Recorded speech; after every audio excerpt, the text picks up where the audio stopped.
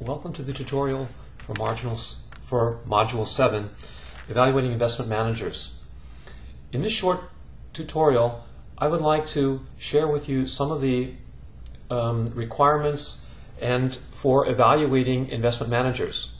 And I would ask you to go back and refer to pages 77 and 78 in the presentation to look at the way private equity firms are structured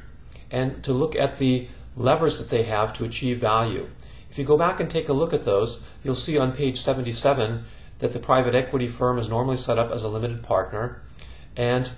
you need to give some thought then to the interests of the various parties. First of all, the limited partners that are looking for a return on their investment and entrusting their money to the private equity fund that is actually being managed by the managers of the private equity firm. And it's the managers of the private equity firm that are the investment managers for the fund or to the fund, and those are the people that are going out and looking for investment opportunities where they can achieve returns that make their limited partners happy enough so that in the future, if they have a closed-end fund and after after normally then a 7, possibly an 8-year holding period, those limited partners want their money returned back to them at the return that was promised at the outset by the private equity fund managers. And the fund managers, before they are able to even achieve the funds, have to be able to show the limited partners that they have investment opportunities to put their money into and that what the expected returns could possibly be. And as I mentioned earlier, we're looking at return requirements of somewhere between 15 to 25%, and we're looking at these returns in a period of, let's say, 5 to 7 years. That means that the fund managers, the private equity fund managers, don't have a lot of time, because once they go through what I call fundraising, what's called fundraising in the market, they go out and try to raise a fund, and let's say it may be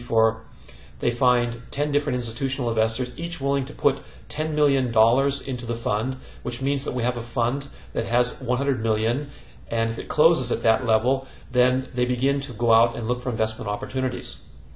They go out and find those investment opportunities, and as we saw in the last tutorial, that it takes roughly about somewhere between, let's say, 6 to 12 months to actually go out and negotiate a deal until it closes, and then work actually begins. And the managers then have to look at ways of trying to achieve the value that they promised their investors. And this value is normally achieved through enhancing the operational efficiency of the business in such a way that the company is able to achieve, let's say, higher sales and earnings than it was in the past. Maybe they're able to do more with the business than the previous owners, and also by using some debt in the financing to try to optimize the return. In other words, the more financial leverage there is, the higher the return is then to the equity investor.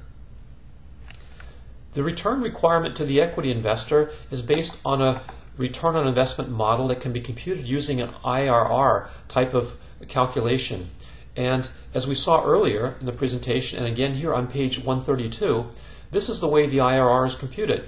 It's essentially what the investor invests in the beginning of the investment and what he gets out of the investment over the different years. And notice in this particular case, the investor in this particular case invests $163.7 million in the first year, and his payback, his return then will be only 27.7. That doesn't get us to the break-even level. And we notice that it takes us roughly about 3 years to break even on the investment. After that, if we're on plan, then the value of the company will grow through the fact that the company is not paying dividends to the shareholders, but retaining all the profits and using the cash from the business to pay the bank loans back.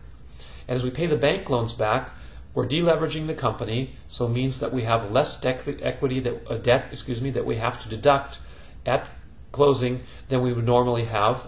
and